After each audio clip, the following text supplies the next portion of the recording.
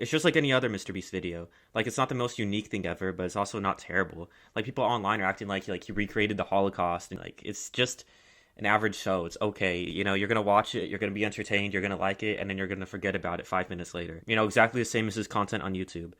I have a few bad things I want to say about it, but I also have a few good things since most people online are just trashing this because it's MrBeast and they don't like him. Also, before I get into that, here's all the people that have commented on my videos. If you want to get on the board, comment on my videos. And then on the backside, I'm going to put all the people who subscribe to my channel throughout the year. So if you want to get on the board, make sure you do it before it fills up. Alright, I'm going to start with the bad things first. I was going to start with the good, but I can't think of any right now. So I'm just going to go to the bad, and let's hope I can think of some good along the way. First off, very luck-based.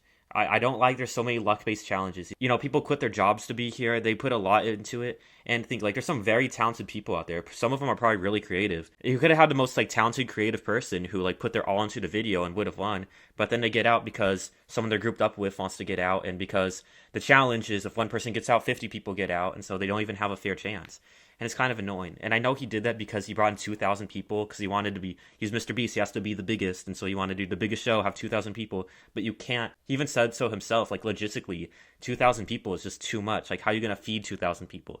How are you going to feed 1,000 people? How are you going to house them?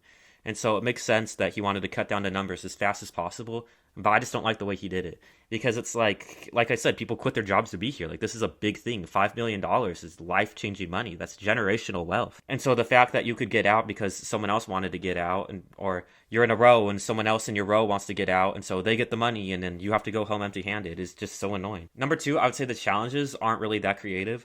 Like, most of them are just things you see in his other videos, or like they're self-elimination challenges, they're luck-based challenges, or even if there are skill, it's like, hold this ball, and if you drop it within the 10-minute mark, you're in. And it's like, how is that fun to watch? I think the most creative challenges so far has been the one where he built this giant tower, and it really serves like one purpose, maybe two, for the first video.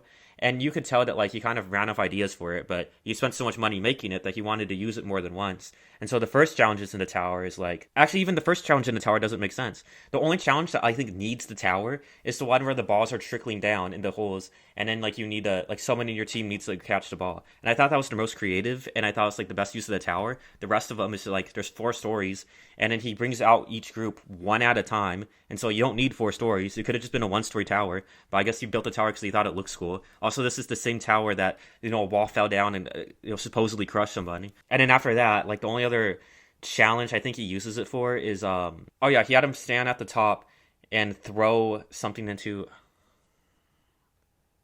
Man, I can't even remember. That's how forgettable the show is. I know he did 2 challenges on the tower, which were exactly the same thing. One is trying to throw a ball from the top of the tower into a cup, sorry. And the other one was trying to throw a ball from the top of the tower closest to a briefcase. It's like, how are you already running out of challenges in your own video? He poured $56 million or something like that into this project, and you can't even come up with original challenges. And I think, like, it's not even him that's creative, it's the people as well. Like, there's one challenge, and it's like, it could be super exciting, you sit in one room, it's 3 people, 2 get to leave, 1 has to get out, and you can ask whatever you want, like, literally whatever you want. And so it's completely up to the people and to, like, their originality. And so, you can bring in whatever you want. And so what do you think these people bring in?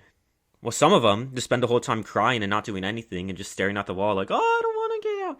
Like, bruh, you have 10 hours, come up with something. And some of them, like, run out of time before they could even come up with something. Like, where do you find these people? These are the type of people that, like, you get in your videos because you lowered them all down through luck-based challenges. If they're lowered down through skill-based challenges, you could have some pretty creative people in there. But since it's all luck-based, it's like, you have some people in there that are pretty useless. Like, they're not that creative, they're not that fun to watch. And so that's what you're left with. Like, I thought, like, the most fun one, like, someone brought in a horse. What you can do with a horse? It didn't even do anything. I thought, like, what one group did was pretty nifty, where, like, they brought in, they just decided who was going to get out, like, they decided who was going to get out, and then the rest of the time they just spent, like, having puppies and pizza and watching TV, and honestly, that's a pretty smart thing to do. But then you have other teams that are like, anything I want.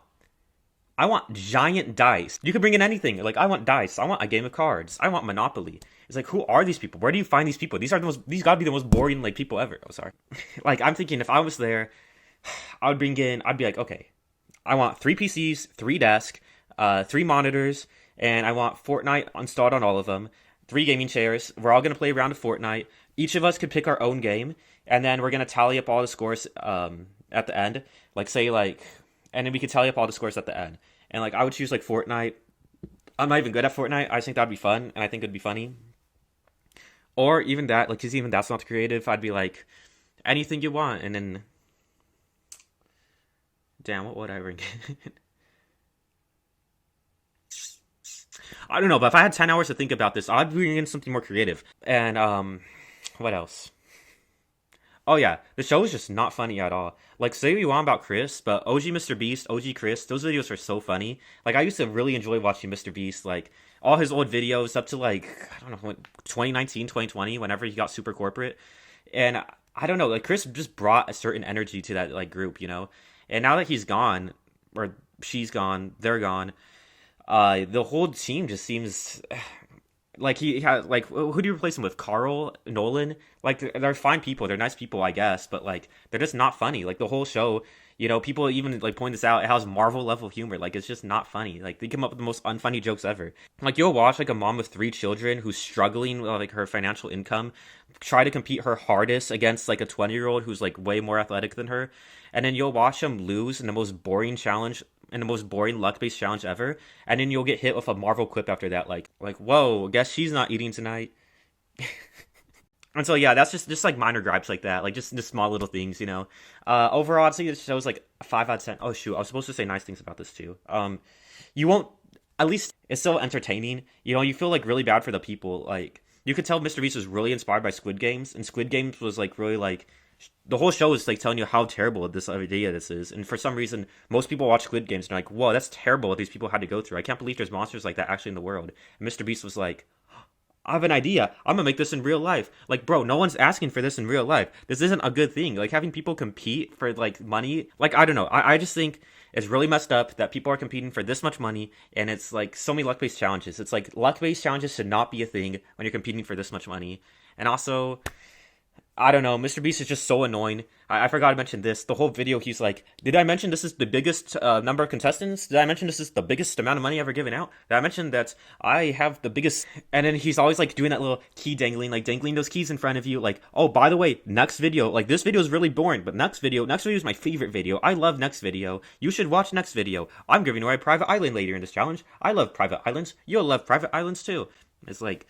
Bro, I'm not a little kid. Like, who's your... I guess his audience is little kids. I mean, if you don't have Amazon Prime, I wouldn't be, like, too sad about it. I mean, I would be pretty sad because you can't watch The Boys and Invincible and stuff like that.